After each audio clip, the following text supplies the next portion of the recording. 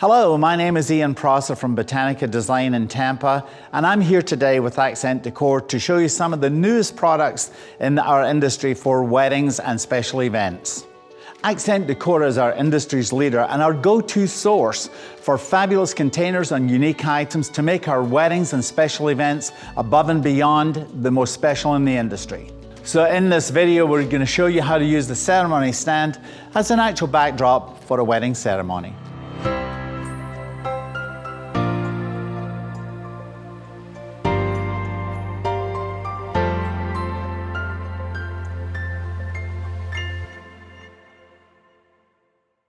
This is a really useful piece, but could be used in so many different locations.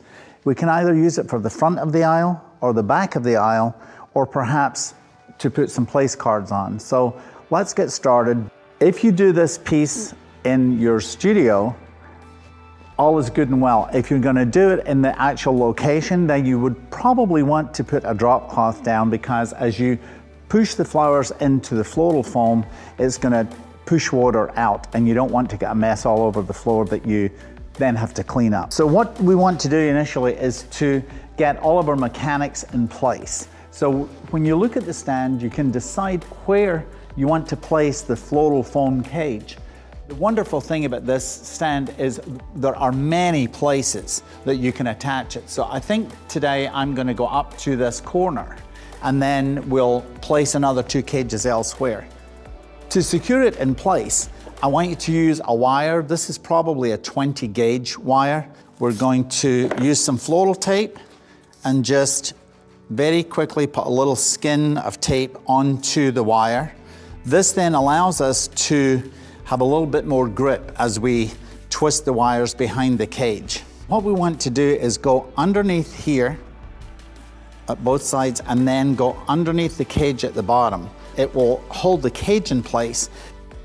So I'm just twisting the stems of the wire at the back. You'll notice on this stand that I have chosen 3 different placements. The reason for that is I want one design to flow to the other. When you see the finished product, I'm going to stand 2 pieces together and they will completely coordinate one with the other. I'm initially going to do an outline of the foliage so that I can get the size and the dimension that I want for the completed design. Because the top arrangement is the one that's going to be seen most in photographs, we want to make this the most impactful. Before you start, you need to look at your product and decide how you're going to use these flowers, the quantity that you use in each one. I don't want you to get carried away and make this top one fabulous, and then we get here and we have nothing left over. So let's just start with this Italian ruscus.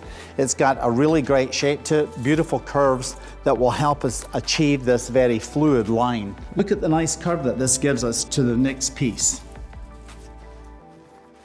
Now you'll see we're coming right off of the stand so that it gives us some volume here, rather than everything being contained within this framework. This way it gives us more of a fluid line and allows us to make it more artistic and give us a softer, more romantic look. So now you can see I have the dimension of the design that I want to do. I have the length and the height here. It's in scale to the stand. And now what I want you to do is to take one variety of flower at a time and use it completely. First of all, we're going to start off with some of these beautiful Hawaiian dendrobiums. I'm going to do a couple of stems here that just follow the curvature of the foliage that we've already inserted. So now I'm going to add some of the lemon leaf or soleil, and I'm going to go right to the back of the cage. Let's use all of the foam and not just the front of it. Remember, covering your mechanics is one of the most important things that you can do. Now we're ready for some of the more focal flowers. So let's use the hydrangea, which gives us the biggest body of flowers. Hydrangea require lots of water, so you want to push that stem very deep into the foam. So now we'll take some of these beautiful roses. Now these are going to be the focal point, so you want these to project forward and give you some depth in the design. You can take your fingers and place them into the petals and open them up to give some really great impact. It doesn't harm the rose, so don't be afraid. But we want to have the biggest show for the photographs. The nice thing with this stand also is it gives you the ability to put your hand behind it to give you more stability as you push the flowers in. I'm using thinner stemmed, more romantic flowers. If you were going to use heavier stemmed flowers, say like tropicals, ginger, birds of paradise, etc., then you probably would want to do the next size up of the cage. Then we've got some more garden roses, which are a little bit more petite.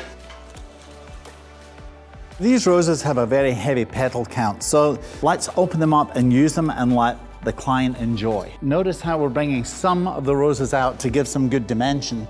When the flowers are dead, the dress is in the box and the food's been eaten, what are we left with is photographs.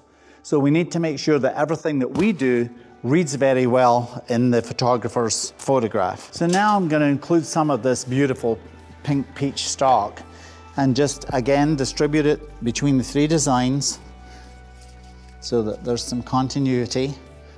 And this big arrangement at the top needs to be the showiest for sure.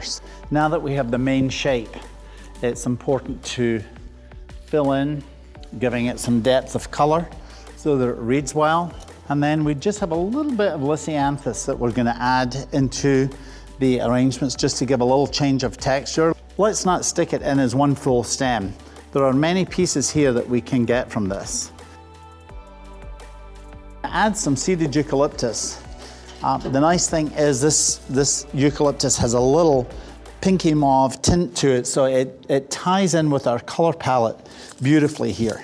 Let's get it into the focal point of the design. Look at the beautiful movement that we have here.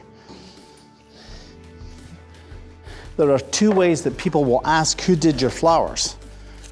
One is who did your flowers, and the other way is who did your flowers. And so that in itself means that people have noticed what you've done and that they'll probably ask for a recommendation. I'm just going to add another couple of pieces of the ruscus here. So if you just play with it, just massage it a little bit, this will allow us to have a curve going in the opposite direction from what it really wants to do. And this way, now see that here's my line that is leading you over to this one here. So voila, here is our pièce de résistance at this wedding. You can see how the composition comes together. So now we're going to put the two stands together and show you how the altar looks completed.